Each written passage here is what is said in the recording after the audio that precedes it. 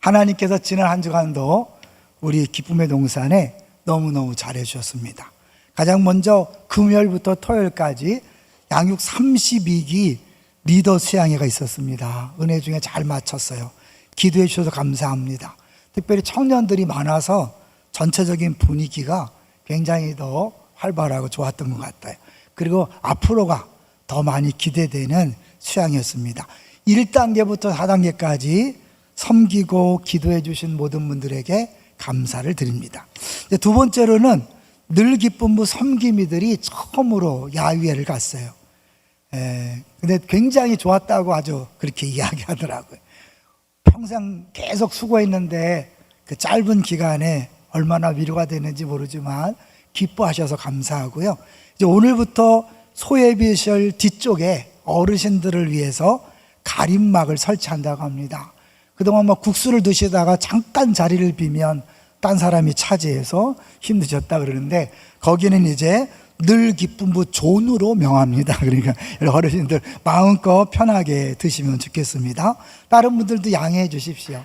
세 번째로는 우리 이제 환자들이 많기 때문에 많이 힘들어 하시는데 그 중에 기쁜 소식은 우리 신동월 권사님이 방사선 치료를 무려 23번을 완료했다. 잘 끝났다고 성도들이 기도해 주셔서 감사하다고 그렇게 말씀하시는 걸 들으면서 감사했습니다. 우리 강명호 집사 아시는 거 아시죠? 다 완치됐다 그러는데 갑자기 또 무슨 방사선 항암 치료를 13번 해야 된다고 그래서 거의 돈도 1억 원에 가까운 돈이 든다고 그래가지고 놀랬거든요. 근데 이번에 갔는데 완치됐으니까 안 해도 된다. 의사가 이랬다 저랬다 해서 많이 힘들었지만 좋은 소식도 있다는 사실을 기억하시고 힘내시기를 부탁드립니다. 그렇게 계속해서 기도해 주십시오. 자, 이제 오늘 제목을 같이 보도록 하겠습니다. 하나님 나라를 향하여. 특별히 6.25를 보내면서 우리 6.25 때 어떤 일이 있었는지를 한번 관심 있게 다 보셨으면 좋겠어요. 왜냐하면 보면 사람의 힘으로 우리가 여기 온 게 아니다. 하나님의 기적이 없었다면, 은혜가 없었다면 올 수 없었다. 그런 생각이 들어요. 그런데 우리나라가 여기까지 오는 동안 수많은 희생과 섬김이 있었죠. 더구나 참전 16개국의 희생까지 있어서 우리나라가 올 수 있었어요. 자, 이제 이렇게 작은 한 나라를 위해서도 많은 사람이 필요했다면 하나님 나라를 위해서는 얼마나 많은 일꾼들이 필요할까? 얼마나 많은 사람들이 필요할까? 그런 생각을 하면서 설교를 들었으면 좋겠습니다. 마침 우리 두 분 선교사님이 수요일날 금요일날 전한 내용과도 연관이 있어서 참 감사했습니다.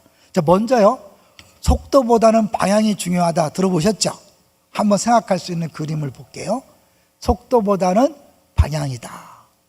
왜냐하면 저기 보면 어때요? 3일이 걸린다는 정상을 하루 만에 올라갔다.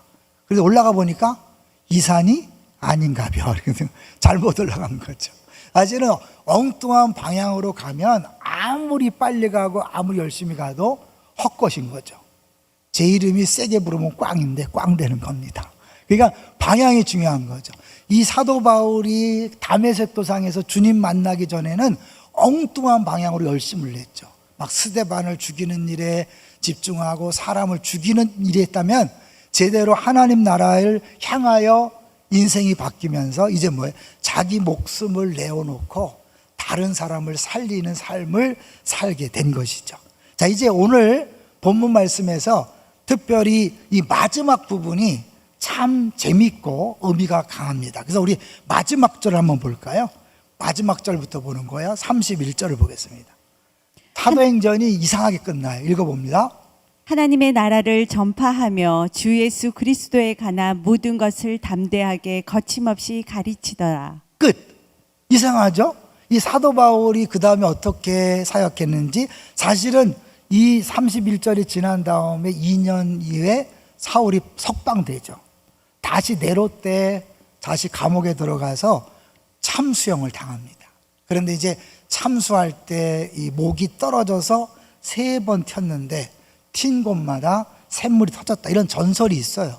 그런 걸 안 써요. 왜 안 쓸까요? 바울에 대한 이야기가 아니에요. 사도행전은 사람에 대한 얘기가 아니라 성령 행전이라고 하잖아요. 더불어서 하나님 나라가 어떻게 이루어지는가를 보여주고 있기 때문에 여기서 마친 거죠. 그럼 그 다음에 뭘까요? 우리가 액츠 29라고 많이 들어봤죠? 액츠 29라는 건 사도행전 29장이라는 거예요. 사도행전 29장은 이제 우리가 써내려가야 된다, 그렇게 말씀하고 있는 거죠. 자, 이제 그러면 이 31절이 가르치더라 그러면 더 와닿지 않지만 원어를 보면요, 이 누가가 뭘 강조했는지를 볼 수 있어요. 그래서 우리 먼저 전체 8번을 한번 보겠습니다.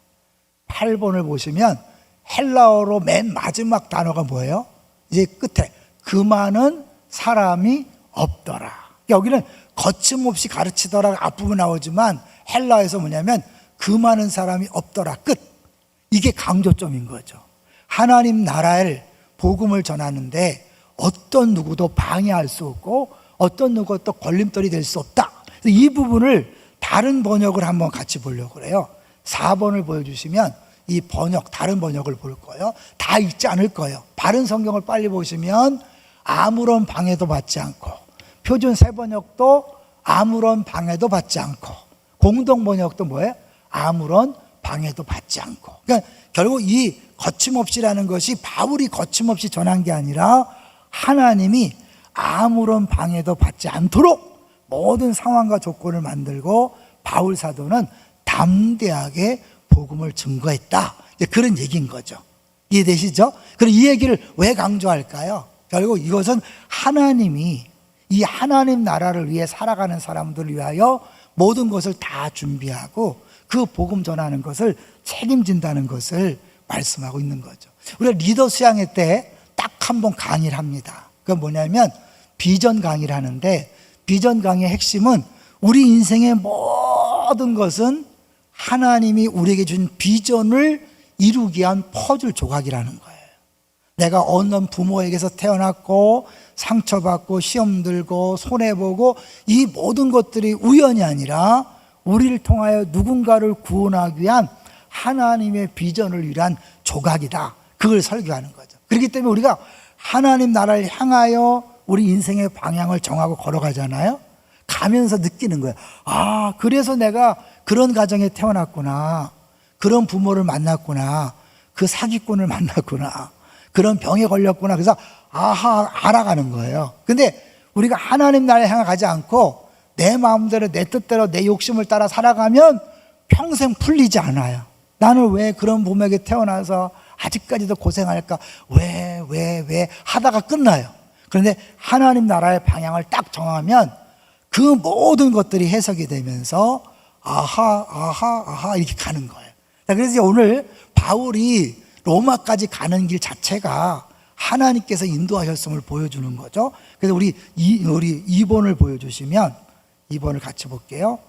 그런데 이제 빨리 지나갈 거예요. 멜리데 섬에서 석 달을 머물면서 독사가 손을 물었지만 사람들이 죽을 줄 알았는데 안 죽었죠.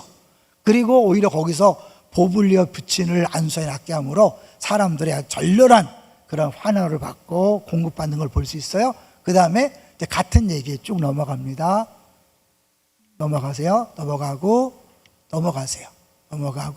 이제 중요한 것은 이 보디얼에 도착하는데 그 다음 거예요. 그 다음 거 보고 싶은 것은 아비오 광장과 트레이스 타베르네라는 건데, 여기가 아비오 광장은 로마로부터 3일 걸리는 거리고 트레이스 타베르네는 2일 걸리는 길이에요. 그러니까 두 무리의 예수 믿는 사람들이 바울을 환영하기 위해서 3일 걸리는 아비오 광장까지 와서 환영해 줬고, 또 한 무리는 이틀 걸리는, 좀 가깝죠? 거기서 기다렸다가 환영해 주는 거예요. 특별히 이 아비오 광장에서부터 로마로 가는 길을 아비오 도로라 그러는데, 이 아비오 도로는 로마 장군들이 전쟁에서 이기고 개선 행렬을 할 때 걸어가는 길이에요. 그 길을 바울이 걸어가는 거예요. 뭘 의미할까요? 비록 죄수의 몸으로 걸어가지만 그는 이제 어떻게 해요? 지금까지 복음으로 승리했고 로마 제국을 정복하기 위하여 개선 행장군처럼 그렇게 뚜벅뚜벅 걸어가고 있는 거예요. 이게 하나님 나라를 위해 살아가는 모습이거든요. 세상이 볼 때는 쇠사슬에 매여 있고 포로가 구금되었고 죄수의 신분이지만 하나님은 그런 모습을 통하여 로마 제국을 변화시킨다는 거예요. 이걸 잘 들으셔야 돼요. 하나님, 우리 집에 왜 와물 주셔서 이러면 복음이 방해되지 않을까요? 우리 애들이 좋은 대학 가고 잘 나가야 복음이 증거되지 않을까요? 왜요? 잘 안 되면 야, 예수 믿는 니네 집 되는 게 뭐 있냐? 이렇게 조롱당하잖아요. 근데 여러분, 신기한 것은 우리가 암에 걸리고 교통사고 나고 자녀들이 안 되는 것처럼 보이는 그 상황을 통해 누군가를 구원하고 누군가를 치유하고 회복하게 되는 줄로 믿습니다. 그 얘기를 오늘 본문이 보여주고 있는 거예요. 자, 이제 바울이 드디어 로마에 도착했어요. 도착했을 때 어떤 일이 벌어지냐면 16절을 보겠습니다. 우리 본문은 아니지만 16절을 볼게요. 시작. 우리가 로마로 들어가니 바울에게는 자기를 지키는 한 군인과 함께 따로 있게 허락하더라. 네, 따로 있게 허락했다. 이게 신기한 거예요. 왜냐하면 그 당시에 황제에게 상소하면 이제 황제 근위대 감옥에 있으면서 재판을 기다리게 됐거든요. 그런데 거기에 있지 않고 따로 떨어져서 새 방에 있었다. 물론 여기는 뭐예요? 자기가 이제 그 돈을 내야 되겠죠. 그러니까 굉장히 허름했다 그래요. 연구하는 학자들에 보면 굉장히 허름했지만 따로 떨어져 있어서 많은 사람들을 만나고 복음을 증거할 수 있었던 거예요. 누가 한 걸까요? 하나님이 하신 거예요. 왜? 허락하다 그랬잖아요. 이 허락한다는 단어를 같이 한번 생각해 보겠습니다. 6번을 보여주시면 곳곳에, 사도행전 곳곳에 허락하다 그래요. 하나님은요, 우리에게 아무 어려움을 안 주는 게 아니에요. 어려움을 줘요. 저기 천부장이 허락할 때 뭐예요? 막 유대인들이 폭동해서 막 죽이려고 하는 거예요. 그래갖고 사실은 천부장이 그를 보호하기 위해서 그를 붙잡았고 복음을 전하도록 기회 달라고 그러니까 허락한 거예요. 그래서 이 28장에도 뭐예요? 군인과 함께 있도록 허락했다. 시편 106편 46절에 보면 이런 말씀이 있어요. 그들을 사로잡은 모든 자에게서 긍휼히 여김을 받게 하셨도다. 사로잡히는 거예요. 사로잡히지 않는 게 아니에요. 사로잡혔지만 그 사로잡은 사람들, 그 이방 사람들의 마음을 움직여서 긍휼을 얻게 하는 거예요. 요셉도 감옥에 들어갔지만 그 간수장의 은혜를 입었다 그랬잖아요. 그리고 다니엘의 친구들도 고기를 안 먹겠다 그럴 때 그 사람이 허락했잖아요. 그러니까 성경 곳곳에서 우리 어려움이 없는 게 아니라 어려움을 주시지만 그 가운데서 하나님이 예비하신 손길을 통해 일하신다는 거예요. 믿습니까? 이걸 모르면 우린 조금만 어려우면 어떻게 해요? 하나님 왜 우리 집에 어떻게 우리 가정에 이러면서 어떻게 해요? 불평원망한다니까. 아니, 하나님은 절대 우리에게 아무 일도 없게 해주겠다 약속하지 않았어요. 지난주 말씀드렸죠? 우리 하나님의 백성들의 가는 길은 꽃길이 아니라 그랬어요. 뭐예요? 가시밭길입니다. 오늘도 마찬가지예요. 하나님 나라를 향하여 가는 길이 아직 바울 사도가 뭐예요? 죄수의 몸으로 가는 거예요. 더구나 이 죄수의 몸에서 이제 따로 있지만 편하게 있는 게 아니에요. 20절 보길게요. 20절, 28장 20절 시작. 이러므로 너희를 보고 함께 이야기하려고 청하였으니 이스라엘의 소망으로 말미암아 내가 이 쇠사슬에 매인 바 되었노라. 이 죄수기 때문에 따로 있게 해줬지만 지키려고 쇠사슬에 묶여 있는 거예요. 우리 보통 형사들이 범죄자 잡을 때 어떻게 해요? 자기 손목에 수갑 채우고 같이 잡잖아요. 그러니까 이때 병사를 하나 옆에 두고 쇠사슬로 서로 묶어 놓은 거예요. 그렇지만 그 병사의 마음을 움직이고 아마 상관들의 명령이 있었겠죠. 사람들을 초청할 수 있었어요. 그 마음껏 초청해서 유대인들을 초청해서 마음껏 복음을 전했고, 더 놀라운 것은 23절 보세요. 23절을 보면 사람들이 얼마나 많이 왔든지 그냥 오면 안 돼. 날짜를 정해서 예약을 해야 돼. 예약. 바울 사도가 예약받고 다 만났어요. 23절을 같이 읽어볼까요? 시작. 그들이 날짜를 정하고 그가 유숙하는 집에 많이 오니 바울이 아침부터 저녁까지 강론하여 하나님의 나라를 증언하고 모세의 율법과 선지자의 말을 가지고 예수에 대하여 권하노라. 많이 왔다 그랬죠. 이것이 가능한 거. 우리 3번을 보시면 자, 너무 거짓말 아닌가. 그런데 사실 로마 시민권이 있기 때문에 많은 편의도 봐줬고, 특별히 바울에게는 하나님이 우리 첫 번째 대지 예배해 놓으신 거죠. 왜? 로마로 가는 목적이 로마 황제에게 복음을 전하고 로마 사람들에게 복음을 전해서 로마를 뒤집어 보려고 하나님이 작정하신 거잖아요. 그렇게 멋진 계획이지만 겉모습은 뭐예요? 죄수의 모습으로 간 거예요. 쇠사슬에 매여 있는 거예요. 여러분, 이게 매였다는 단어, 갇혔다는 단어가 3번 나와요. 이 사도행전에 보면. 우리가 지난주에 바울이 환난과 결박이 기다리고 있지만 예루살렘에 간다 그랬죠. 왜 간다 그랬어요? 성령에 매여. 똑같은 단어는 아니에요. 여기 쇠사슬에 매여, 성령에 매여. 다르지만 매여 있다는 거죠. 지난주 설교를 아마 다른 부서 주일학교도 했나 봐요. 우리 이기영 목사님 아들이, 아버지인 이기영 목사님이 묻더래요.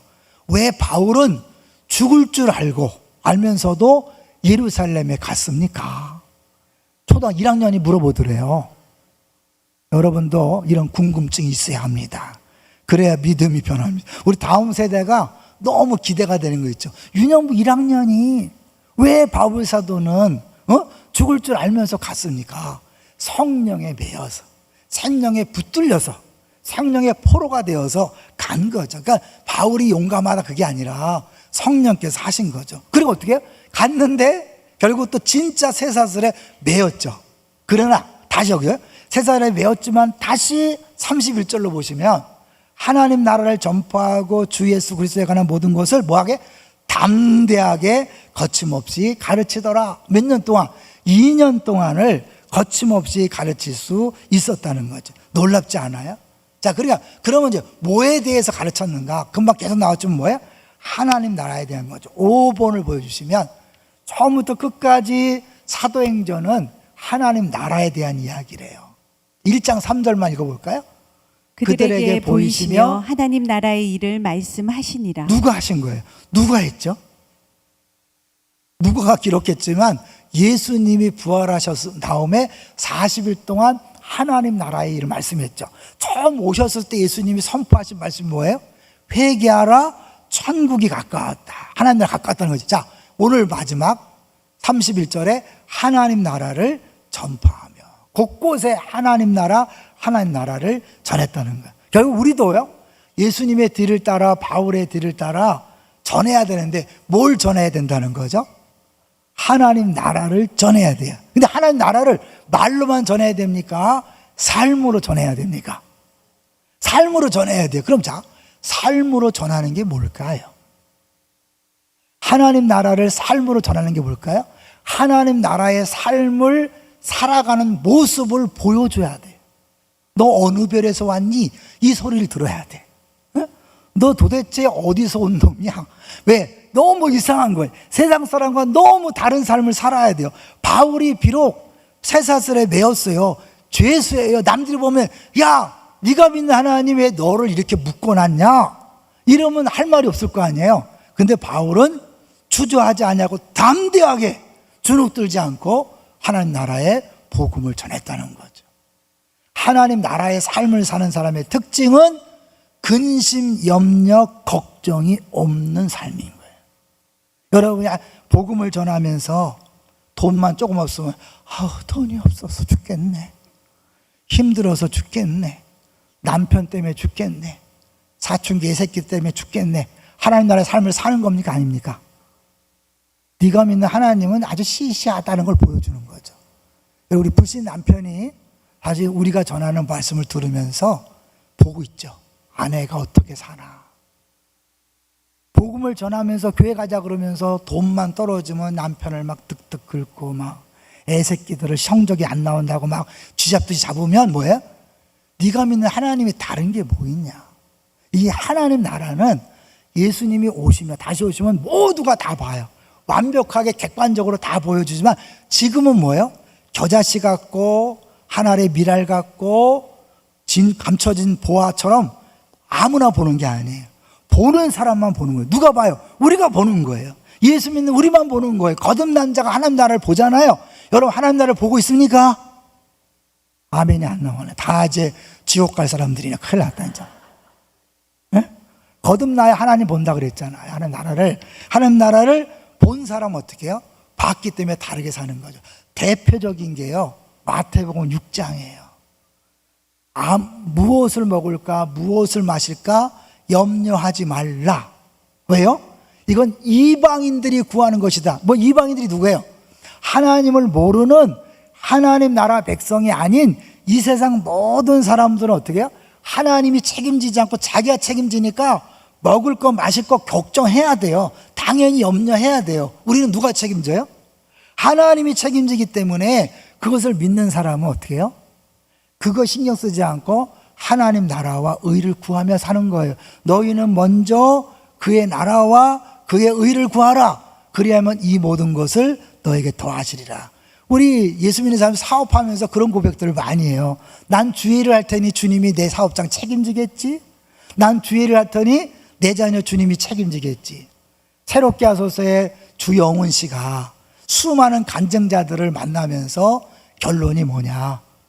선교사님들이 목사님들이 주의 일에 헌신했더니 자녀들을 주님이 친히 키워주시더라. 그런 고백을 하더라고요. 여러분 이 엘리자베스 여왕 이야기가 있어요. 한창 신대륙을 탐험할 때 이 엘리자베스 1세가 어떤 항해 기술자를 찾아갔어요. 당신의 기술이 필요하니 이제 나를 위해서 일해 줄 수 없느냐. 그랬더니 이 남자가 나는 지금 중소기업 작은 기업을 운영하고 있는데 지금 망할 지경이다. 내가 만약 그 일에 나서면 우리 회사 완전히 쫄딱 망한다. 그럴 때 여왕이 딱 보면서 얘기한 거예요. 당신이 내 일에 신경을 쓰면 내가 당신의 일을 신경 쓸 것이다. 어땠을까요? 이 남자가 오케이. 왜요? 이 모든 힘을 다 가진 여왕이 내 사업장에 신경을 쓰면 문제 있다 없다? 없다는. 여러분 이런 원리인 거예요. 우리가 하나님 나라와 의를 구하면 나머지 그는 하나님이 책임져 주시는 거예요. 할렐루야. 근데 여전히 내가 어떻게 해요? 내 자녀를 어떻게 키울까? 여러분 어느 대학교 가는 거 신경 쓰지 마세요. 죄송하지만 목사님 막 애 졸업했다고 큰 소리 치네요. 그게 아니에요. 여러분. 에? 어느 고등학교 가고 어떤 회사 들어가는 거 그런 거 너무 신경. 주님이 알아서 하십니다. 꼴등하면 꼴등하는 이유가 있는 거예요. 왜냐면 걔는 공부로 승부보래가 아니야. 공부 괜히 현찮게 하느니 운동해야 돼. 예술해야 돼. 동의하시나요? 저 동산교회 있을 때 우리 그 교사 중에 한 명 아들이 그 당시만 해도 게임에 막 미쳤어. 게임에 미쳐갖고 막 그 권사님이 너무 힘들어 하더라고. 나중에요, IT 쪽에서 지금 잘 나갑니다. 여러분, 모르는 거예요. 그러니까 우리가 생각한 대로 키우려고 하지 마세요. 주님이 알아서 키우십니다. 믿습니까? 이게 하나님 나라 백성의 삶인 거예요. 주님이 책임지는. 어떤 분 이런 얘기 했어요. 당신이 불안한 이유는 뭔지 아느냐? 불안하게 느끼는 것은 하나님에게 매일 팩스를 보내는 것이다. 팩스 어떤 내용인가? 제가 읽어드릴게요. 본질적으로 나는 당신이 나의 최선의 이익을 염두에 두고 있지 않는 것 같습니다. 하나님 나에게 관심 없는 것 같아요. 나의 유익에 아무런 생각이 없는 거 아닙니까? 누가 더 위에 있다는 거예요? 내가 내 인생을 더 잘 알고 하나님은 모른다고 무시하는 거예요. 염려, 근심, 걱정은 뭐예요? 내 나라를 세워가는 사람들의 모습이에요. 하나님 나라는 하나님이 왕이십니다. 믿습니까? 왕이신 나의 하나님. 그렇게 주일마다 찬양하면서 어떻게 왕이신 나의 하나님. 아유, 돈 없어서 어떡하지? 우리 애 새끼 어떡하지? 여러분, 이거는 왕이신 하나님 입술로만 고백이고 예수님 왕이 아닌 거예요. 진짜 예수님 왕으로 모시기를 주의 이름으로 축원합니다. 그분은 전능하신 분이에요. 우리를 사랑하시는 분이고 나보다 나를 더 잘하시고 우리 자녀의 일생을 계획해서 이 땅에 보내신 거예요. 우리가 낳은 게 아니에요. 하나님 우리에게 맡기신 거예요. 믿습니까? 그런데 내가 책임질 것처럼 하기 때문에 하나님께서 다스리고 통치하는 것을 경험 못하는 것. 그런데 이제 이 복음을 전할 때 결과는 어떻게 돼요? 결과 볼게요. 24절을 보겠습니다. 24절 시작. 그 말을 믿는 사람도 있고 믿지 아니하는 사람도 있어. 너 있어. 믿는 사람도 있고 믿지 않는 사람도. 그렇잖아요. 사실 바울이 전하는 복음을 생각해 보세요. 십자가를 전합니다. 십자가는 로마의 사형 형틀이에요. 로마 시민권자들은 십자가에 못 박지 않아요. 십자가라는 이름도 안 떠올리려고 그래요. 그런 흉악한 십자가를 전할 때 성령의 역사가 아니고는 믿을 수 없는 거예요. 그리고 로마 황제가 준대 예수님을 주라고 전해요. 이런 엄청난 얘기죠. 그러니까 그거는 믿는다는 자체가 기적인 거죠. 그런데 다 믿는 게 아니에요. 그러나 믿는 사람을 주님께서 예배해 놓으셨어요. 한 사람만 믿으면 그 한 사람이 세상을 변화시킬 줄로 믿습니다. 우리 대표적으로 우리 김인정 목사님, 우리 분립개척한 안산동산교회 직접 분립개척한 것만 18개예요. 우리 교회 4개 했어요. 은혜동산교회 6개 했어요. 그 쉽게 해서 딸린 식구들만 보면 안산을 변화시킨 한 사람인 거죠. 그런데 우리 김인정 목사님 주일학교 때요, 사람들이 하도 막 허름하게 다니고 그래갖고요, 사실은 굉장히 무시당했어요. 한 주일학교 선생님만 관심을 갖고 사랑을 표현했다고 하더라고요. 한 사람이 변화되면 뒤집어지는, 한 알의 밀알이 땅에 떨어져 썩으면 열매를 맺는, 이게 하나님 나라의 원리인 거죠. 그러니까 여러분, 결과에 신경 쓰는 게 아니에요. 우리는 그냥 하나님 말씀에 순종해서 전하면 되는 거예요. 그 열매가 내가 보일 때 있든지 다음에 있든지 그건 주님이 하실 일이에요. 믿습니까? 그리고 때로는 우리가 원하지 않는 결과로 나타날 수 있어요. 그래서 우리 7번 내 주여 뜻대로 행하시옵소서 찬송하시죠. 이 찬송이 누가 졌는가? 1618년부터 독일에서 30년 전쟁이 일어났고 흑사병까지 창궐해서 많은 사람들이 고난을 받았어요. 휴몰크 목사님, 이 찬양을 전 휴몰크 목사님이 그 어려운 지역을 돌면서 성도들을, 사람들을 섬겼어요. 그런데 어느 날 집을 돌아오는데 집 쪽 연기가 나는 거예요. 불이 났어요. 집이 다 탈았어요. 근데 애들이 안 보이는 거예요. 애들을 향해서 소리쳤어요. 근데 애들이 대답을 안 해요. 두 아이가 서로 껴안은 채 죽어 있었습니다. 휴멀코 목사님은 울부짖으며 기도했습니다. 이렇게 주님을 위해 일하고 있는데 어떻게 두 아들을 불에 타 죽게 하실 수 있습니까? 우리 모두의 반응이죠. 그런데 그렇게 울부짖고 기도하다 보니까 겟세마네 동산에서 기도하시던 예수님의 기도가 떠올랐대요. 나의 원대로 마옵시고 아버지 원대로 마옵소서. 그리고 회개하면서 이렇게 기도했대요. 한번 읽어주세요. 시작. 교만한 저를 용서하옵소서. 약한 자를 돕는 것으로 의롭게 되었다고 착각한 저를 용서하소서. 이제는 무엇이든지 주의 뜻대로 하소서. 내가 열심히 봉사하고 노력했으니 주님이 당연히 뭐 주는 게 아니에요. 여러분, 나는 열심히 하고 나머지 내 자녀의 삶도 우리 가정의 사업장도 다 책임져요. 그래서 저 깨달음이 있고 찬송을 진 거예요. 내 주의 뜻대로 행하시옵소서. 온몸과 영혼을 다 주께 드리니 이 세상 고락한 주인도 하시고 날 주의 뜻대로 하소서. 살든지 죽든지 뜻대로 하소서. 우리는 모르지만 그것이 하나님 나라를 위한 것이라면 기꺼이 순종하겠습니다. 그런 거예요. 여러분 많이 들어봤지만 창끝이라는 영화 아실까요? 짐 엘리엇의 순교에 대한 이야기인데 1956년에 미국 전역이 발칵 뒤집어진 사건이 있었어요. 그건 뭐냐면 이 짐 엘리엇을 비롯한 5명의 유망한 청년들이 선교지에 갔다가 복음 한마디 전하지 못하고 그 원주민들에게 죽임을 당했어요. 근데 그걸 보고 그 당시 라이프지와 타임지가 사실을 보도하면서 장장 10페이지에 달하게 기사를 쓰면서 분노한 거예요. 어떻게 이렇게 허망하고 불필요한 낭비를 할 수 있는 거야. 그 젊은이들이 그 죽는 게 이게 말이 되냐? 이건 낭비다 그런 거죠. 그리고 그 짐 엘리엇의 부인을 찾아가서 이 기자가 또 말했대요. 이게 얼마나 낭비입니까? 그럴 때 그 부인이 정색을 하면서 낭비라니요. 왜 그런 말씀을 하십니까? 나의 남편은 어렸을 때부터 이 순간을 위해 준비했던 사람입니다. 내 남편은 이제야 그 꿈을 이룬 것뿐입니다. 이후로 다시는 내 남편의 죽음을 낭비라고 말하지 마십시오. 그리고 10년 전에 짐 엘리엇이 쓴 일기장을 이 부인이 공개했어요. 거기에 보면 19살 때 썼던 내용이 나와요. 주님, 성공하게 하소서. 높은 자리에 오른다는 것이 아니라 제 삶이 하나님을 아는 가치를 드러내는 전시품이 되게 하소서. 살고 죽는 게 아니라 왜 죽는지 왜 사는지 하나님이 얼마나 대단하신지를 보여주는 전시품이 되겠다. 기도한 대로 된 거예요. 하나님, 제가 감히 하나님께 기도합니다.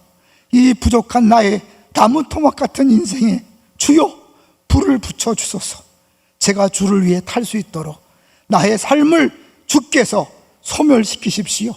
이 몸은 주의 것입니다. 나는 오래 사는 것을 원치 않습니다. 완전하고 풍성한 삶을 원합니다. 바로 주님과 같이. 예수님이 걸어간 길을 사도 바울이 걸어갔고 짐 엘리엇이 걸어간 겁니다. 여기서 끝나지 않은 거 아시죠? 1년 뒤에 그 짐 엘리엇 부인을 비롯한 5명의 부인들이 애들과 함께 그곳으로 갑니다. 자기 남편을 죽인 그들에게 갑니다. 그들은 여자를 안 죽여. 그래서 이를 최선을 다해 섬겼더니 어느 날 묻는 거예요. 당신들은 누구냐? 어디서 왜 왔느냐? 그럴 때 이렇게 대답했다고 그래요. 우리들은 당신이 죽인 5년 전에 당신들이 죽인 그 남자의 아내들입니다.